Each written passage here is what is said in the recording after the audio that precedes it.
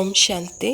प्रातः मुरली अव्यक्त बाप दादा मधुबन। मीठे बच्चे, तुम आत्माओं को अपना अपना रथ है। मैं हूँ निराकार। मुझे भी कल्प में एक ही बार रथ चाहिए। मैं ब्रह्मा का रुद्ध रथ उधार लेता हूँ।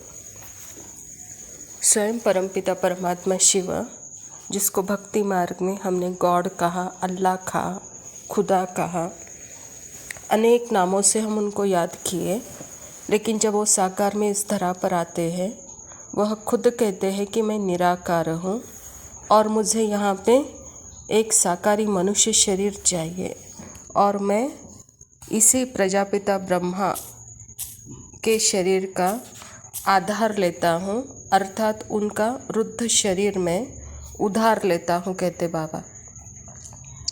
प्रश्न है, किस निश्चय के आधार पर शरीर का भान भूलना अति सहज है? बाबा कहता, बच्चे, तुम बच्चों को निश्चय से कहा कि बाबा हम आपके बन गए, तो बाप का बनना माना ही शरीर का भान भूलना।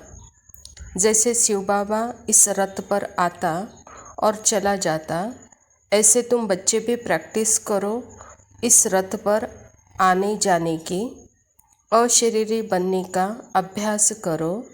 इसमें मुश्किल का अनुभव नहीं होना चाहिए। अपने को निराकारी आत्मा समझ बाप को याद करो। बाबा कहता, किस आधार पर निश्चय अर्थात शरीर को भूलना अति सहज होगा, कहता बाबा। जैसे बाबा अपना एग्जाम्पल दे रहा है, बच्चे मैं निराकार हूँ। निराकार को आपने स्वीकार किया, निराकार को आपने अपना माना। जैसे निराकार परमात्मा को आपने अपना बनाया, उसका अर्थ ही है कि निराकार एक शक्ति है।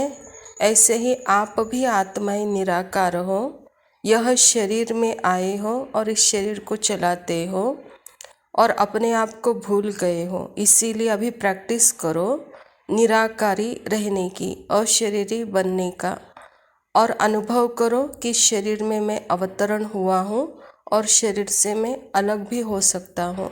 तो इसका अभ्यास आप सारे दिन में करो, कहता है बाबा। गीत है ओम नमः शिवाय।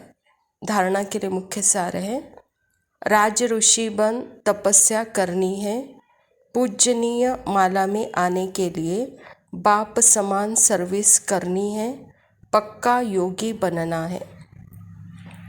एक तरफ राज और दूसरे तरफ रुचि।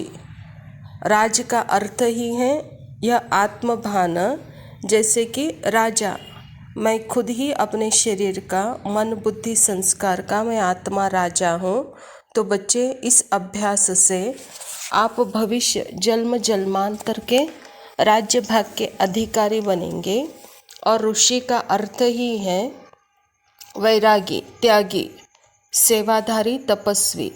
अर्थात आप आत्मस्मृति में रहते हुए देह के भान का वैराग्य, देह के आकर्षण का त्याग, तो इसी को कहा जाता है राज ऋषि। तो राज ऋषि बन तपस्या करो, तो यही स्थिति आपको पूजनीय बनाएगी और यही पूजनीय स्थिति से आप सर्विस करो, पक्के योगी बनो, कहता बाबा। दूसरा पॉइंट है, नॉलेज बड़ी मज़े की है, इसीलिए रमणीकता से पढ़ना है, मूंझना नहीं है। बाबा कहते हैं ये ज्ञान बहुत ही रमणीक है, यह ज्ञान बहुत ही खुशी देने वाला है, इसीलिए इसमें मूंझो नहीं, कहता है बाबा। वरदान है, वैरायटी अनुभूतियों द्वारा सदा उमंग उत्साह से भरपूर रहने वाले विघ्न जीत भव। बाबा कहता, रोज़ अमृत वेले सारे दिन के लिए वैरायटी, उमंग उत्साह के पॉइंट बुद्धि में इमर्ज करो। हर दिन की मुरली से उमंग उत्साह के पॉइंट को नोट करो। वह वैरायटी पॉइंट्स उमंग उत्साह बढ़ाएगी। मनुष्य आत्मा का नेचर है कि वैरायटी पसंद करती है। इसीलिए चाहे ज्ञान के पॉइंट मनन करो या रूह रिहान करो, वैरायटी रूप से जीरो बन अपने हीरो पार्ट की स्मृति में रहो तो उमंग उत्साह से भरपूर रहेंगे और सब विघ्न सहज समाप्त हो जाएंगे।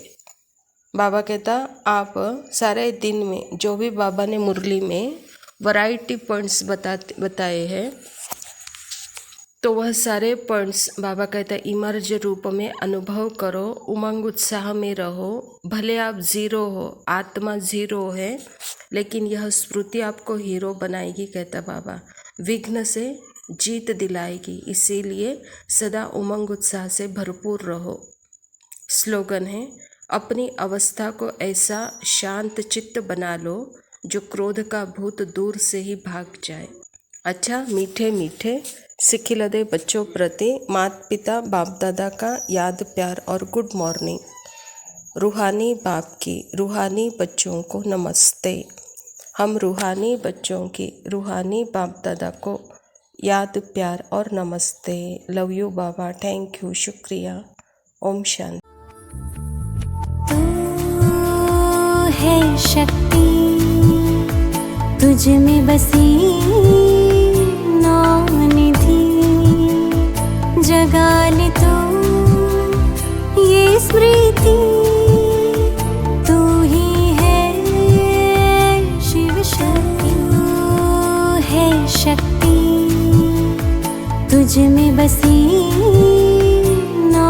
निधि, जगा ले तू ये स्मृति।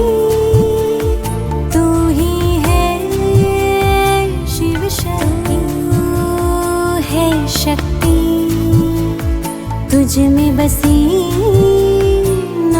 निधि, जगा ले